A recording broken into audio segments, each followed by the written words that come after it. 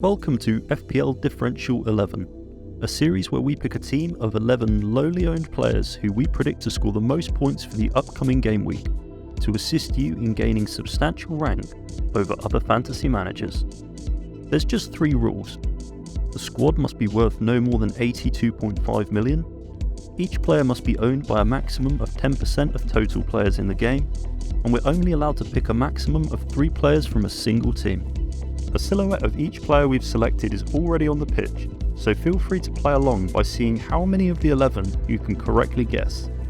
To begin with, in goal, I've gone for Fraser Forster for Tottenham's away game against Wolves.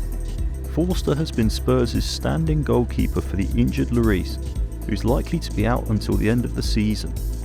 In their last 2 matches, Tottenham have picked up 2 convincing wins and 2 clean sheets against West Ham and Chelsea, with both matches ending 2-0.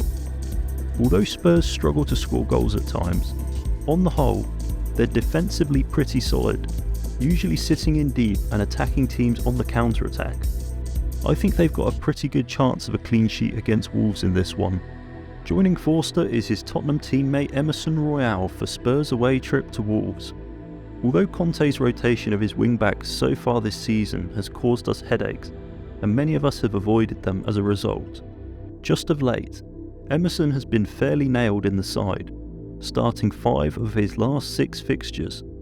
Not only has Emerson been getting more minutes, but he's been keeping clean sheets, with 4 in his last 5 games, and he's even picked up a couple of attacking returns during that time. His opponent Wolves are a team who have struggled at times this season, especially in the goal-scoring department. Next up, I've gone for Ethan Pinnock for Brentford's home game against Fulham. These are 2 of the Premier League's surprise packages this season, sitting 6th and 9th in the table. Brentford are now unbeaten in 11 Premier League matches, and in that time, they've managed to keep 4 clean sheets. Although Fulham have performed well this campaign, just of late they've struggled to come by goals, and they're facing one of the most airtight defences in Brentford this week. I think Pinnock has a good chance of keeping a clean sheet, and he always offers a small amount of goal threat from set pieces. Finally, to make the back 3 this week is Pervis Estupiñán for Brighton's home match versus West Ham. Although the Hammers picked up a very impressive 4-0 victory last week against Nottingham Forest, you'd still have to say that Brighton are the favourites going into the weekend. Estupiñán looks fairly nailed to start under De Zerbi, and he's returned in each of his last 5 Premier League games, including 3 assists, which makes him an interesting FPL asset for attacking as well as defensive returns. Although West Ham scored big last week, there have been multiple occasions this season where they've struggled to score. First up in midfield, it's Harvey Barnes for Leicester's away game against Southampton. Barnes has definitely gone under the radar this season in FPL, and Leicester are a team whose assets don't seem to be popular within the FPL community. Although they've looked defensively fragile, the goals have been there for the Foxes. They're the 8th joint top scorers in the league currently. In his last 5 matches, Barnes has picked up 2 goals and 2 assists, and the teams he failed to return against were the in-form Manchester United and Arsenal. I think he's a good punt this week, especially against a leaky Southampton defence. Leandro Trossard makes the team for Arsenal's home encounter with Bournemouth.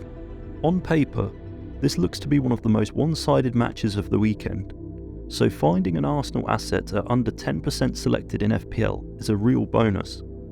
With a slight dip in form from Martinelli before Gameweek 25, and more recently a little injury picked up by Eddie Nketiah, Trossard seems to be getting more minutes in the Gunners' forward line, having started his last 2 games.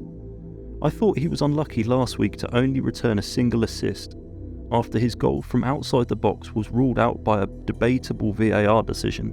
Before I move on, we're just 20 subscribers away from 500, and if you guys could help me to reach that goal by Gameweek 26, then I'd be over the moon.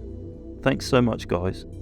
The second Brighton player to join the Differential 11 this week is Alexis McAllister for his home game against West Ham. Although McAllister has failed to return in FPL since Gameweek 16, he's very recently been moved further up the pitch, playing a number 10 role in behind the striker. Because Adam Lallana looks to be out with an injury until the end of the season, you would expect McAllister to continue playing that role. And in his last 2 matches, his goal involvement numbers have massively increased. On top of that, he does have free kicks and penalties, so he's got multiple routes to FPL points. Finally in midfield, I've gone for Tete for Leicester's away trip to Southampton. As I mentioned earlier, Southampton have looked leaky in defence, and I want to take advantage of that by selecting 2 Leicester midfielders in the team. Tete has looked dangerous since he joined the Foxes in January, scoring against Aston Villa back in Gameweek 22, and since his arrival, he started in each of Leicester's last 4 matches. My hope is that James Maddison is able to return to the side from injury, as his creative presence is a real boost for the Foxes in attack, and should benefit players like Tete. Many fantasy managers are looking to get Ivan Toney in their team, and for good reason, but we shouldn't completely overlook Brian Mbeumo, and he's the first forward to make the team this week. Mbeumo is currently the 6th top scoring forward in FPL, with 5 goals and 4 assists for the season so far. Although he perhaps doesn't offer as much goal threat as Toney, he does have set pieces, in corners and potentially free kicks, so there are various routes to points. This will be a close game between Brentford and Fulham, but I do expect the home side to just come out on top. Next up, I'm going for Danny Ings for West Ham's away game versus Brighton. Although I expect Brighton to dominate large periods of this match, they have shown signs of defensive fragilities throughout the entirety of the season. Ings came in for his first start since Gameweek 16 and scored 2 goals in the Hammers' 4-0 win over Forest at the weekend. What's interesting is that back in Gameweek 16, he also scored 2 goals when he started, and it was against Brighton. Although West Ham have a few attacking options for that number 9 spot, surely after his performance last week, Ings gets another start to show what he can do. The final spot in the Differential 11 has to go to one of the most informed players in the game at the moment, and that's Ollie Watkins for his match against Palace. Aston Villa seem to be putting up much better performances ever since Unai Emery took charge late last year, and Watkins is a player who's flourishing under his management. He's now scored 5 goals in his last 5 Premier League fixtures and picked up 1 assist, amounting to a total of 40 FPL points. Villa's opponents this week, Crystal Palace, will probably set up to defend and create a low-scoring encounter, but I think they'll likely ship goals in this one. Just a quick reminder to let you know that this could be your channel appearing on the series. If you want to be in with a chance of winning a shout out on the channel, correctly predict the points total of this week's Differential 11. Info will be down below in the pinned comment.